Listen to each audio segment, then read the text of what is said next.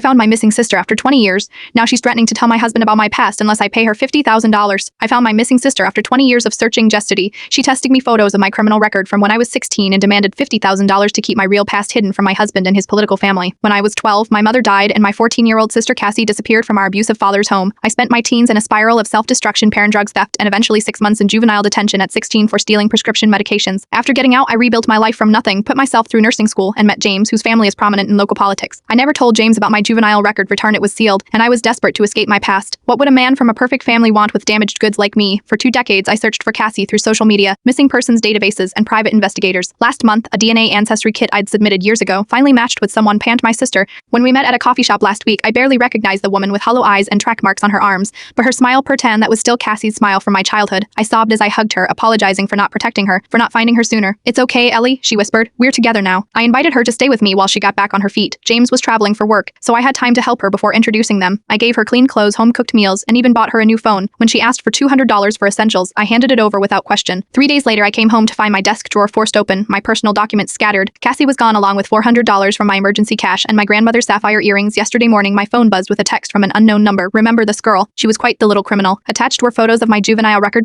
every detail of my darkest days. The next message chilled me. "Your husband's family is running an anti-drug campaign, right? Wonder what they'd think about their daughter-in-law's history. $50,000 seems fair for my silence." I called the number immediately. "I've been searching for you my entire adult life." "Searching?" She laughed coldly. "While you were playing house with your rich husband, I was fighting to survive. You owe me." "I was a child when you left," I whispered. "I had nothing, and now you have everything," she hissed. "I want my share." Last night, I sat James down when he returned from his trip. With shaking hands, I showed him my juvenile record and explained everything peered to my childhood, my sister, the blackmail attempt. I waited for disgust, for rejection. Instead, he held me while I cried. "I married you, not your past," he said. "And I'd like to think I know who you really are after 8 years together." This morning we filed a police report about the blackmail and theft. Then I texted Cassie. "I've told James everything. You have no power over me anymore. Some family ties are made of blood, others are made of choice. I finally understand which one matters."